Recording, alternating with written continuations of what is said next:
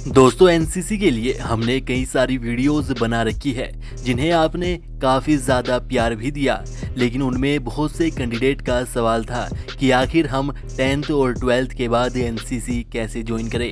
तो आज की इस वीडियो में हम इसी टॉपिक पर विस्तार से बात करेंगे और जानेंगे कि एनसीसी कैसे ज्वाइन की जाती है, इसके लिए आयु सीमा क्या होती है, फिजिकल कैसे होता है, लिखित परीक्षा कैसे होगी और इसके लिए कौन कौन से डॉक्यूमेंट की ज़रूरत पड़ती है। तो दोस्तों जैसे कि आप जानते ही हैं कि एनसीसी का पूरा नाम नेशनल कैडेट कॉर्प्स होता है, जिसमें कैंडिडेट को देशभक्ति अनुशासन सिखाया जाता है। इसके लिए ट्रेनिंग होती है, कैंडिडेट को अलग अलग तरह के कैंप कराए जाते हैं। एक तरह से कहा जाए तो एनसीसी एक छोटे स्तर पर कैंडिडेट को सैनिक बनने के लिए तैयार करती है।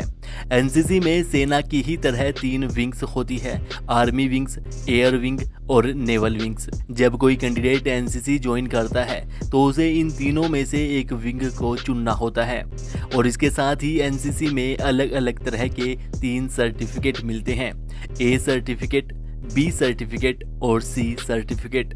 ए सर्टिफिकेट जूनियर डिवीज़न वालों को दिया जाता है, जबकि बी और सी सर्टिफिकेट सीनियर डिवीज़न वालों को दिया जाता है। तो अगर कैंडिडेट 8th या 9th क्लास में है और उम्र 12 से 18 साल के बीच में है तो एनसीसी ज्वाइन करने पर कैंडिडेट को जूनियर डिवीज़न में रखा जाएगा, और अगर 10th से ग्रेजुएशन के बीच में कैंडिडेट एनसीसी ज्वाइन करते हैं तो फिर कैंडिडेट को सीनियर डिवीज़न में रखा जाता है।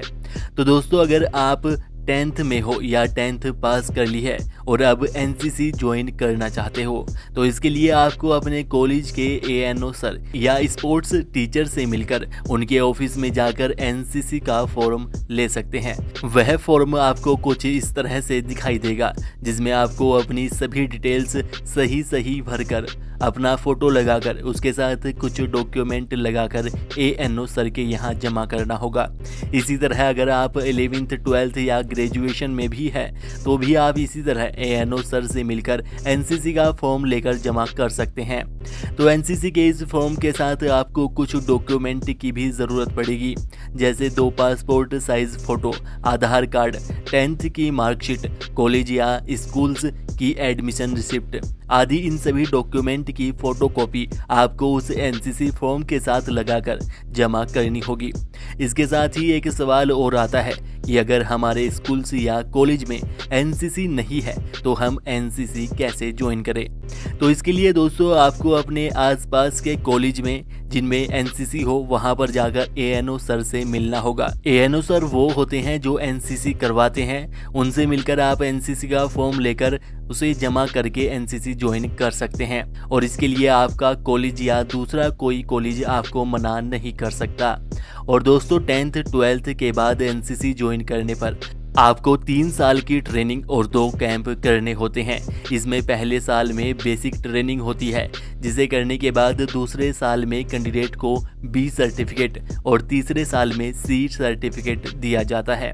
तो दोस्तों वैसे तो एनसीसी की भर्ती में किसी तरह का कोई फिजिकल नहीं होता, लेकिन अगर किसी कॉलेज में एनसीसी ज्वाइन करने वालों की संख्या वहां पर अवेलेबल सीट्स के मुकाबले अधिक होती है तो वहां पर एएनओ सर ही फिजिकल की कंडीशन रखते हैं, जिससे कि कैंडिडेट्स की छटनी की जा सके। तो इसमें सीनियर डिवीज़न के लिए पुरुष कैंडिडेट की हाइट 5 फीट और 4 इंच, जबकि लड़कियों की हाइट 5 फीट होनी चाहिए। सीनियर डिवीज़न के लिए वेट पुरुषों का 49 केजी और लड़कियों का 46 केजी होना चाहिए। लड़कों को 400 से 1600 मीटर और लड़कियों को 200 से 800 मीटर की दौड़ लगानी होती है। इसके साथ ही लड़कों को 15 से 20 जबकि लड़कियों को 10 से 15 शीटअप्स भी लगवाए जा सकते हैं।